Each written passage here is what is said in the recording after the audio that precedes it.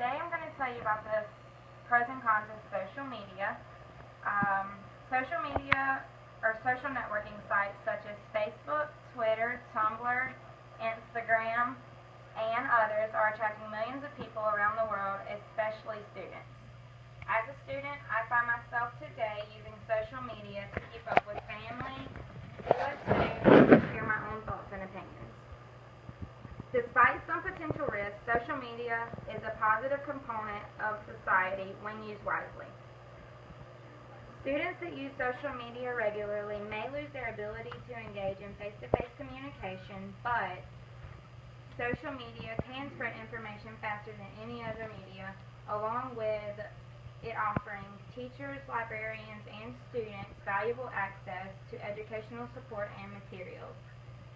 Students who use social media regularly may lose their ability to engage in face-to-face communication.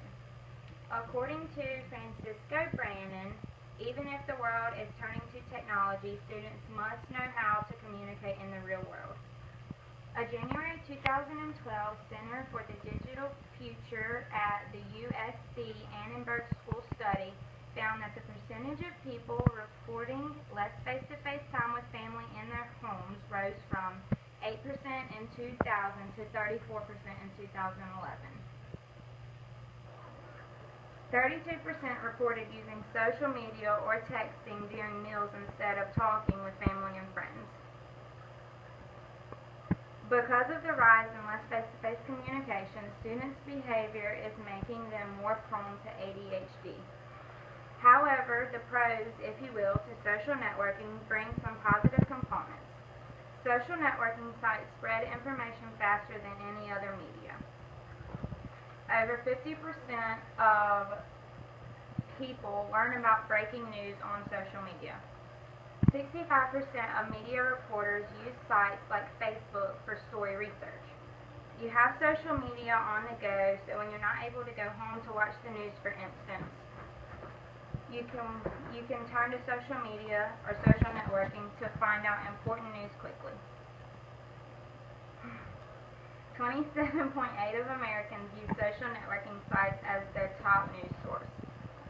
Twitter and YouTube users reported the July 20th, 2012 Colorado theater shooting before news crews could even arrive at the scene. Social networking sites rank right below newspaper and above radio as America's top news source. Social networking offers teachers, librarians, and students valuable access to educational support and materials. Social networking sites help students do better at school. According to George Middle School in Portland, Oregon, 59% of students with access to the internet report that they use social networking sites to discuss educational topics.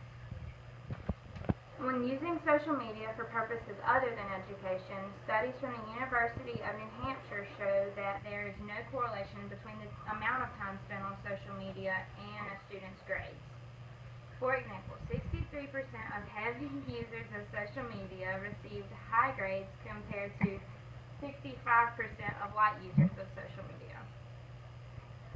In closing, there are both advantages and disadvantages of social networking depending on which perspective one may look at it from. Despite some potential risks, social networking is a positive component in society when used wisely. Today I told you about how social networking has some potential risks. It may help students lack the ability to engage in face-to-face communication, but advantages such as how social media can spread information faster than any other and how it offers educational support and materials should allow you to believe that social media can be helpful contrary to popular belief. So next time someone tells you social networking is all bad or all good, remember that the true challenge lies in overcoming the disadvantages and ensuring that the advantages create the desired impact.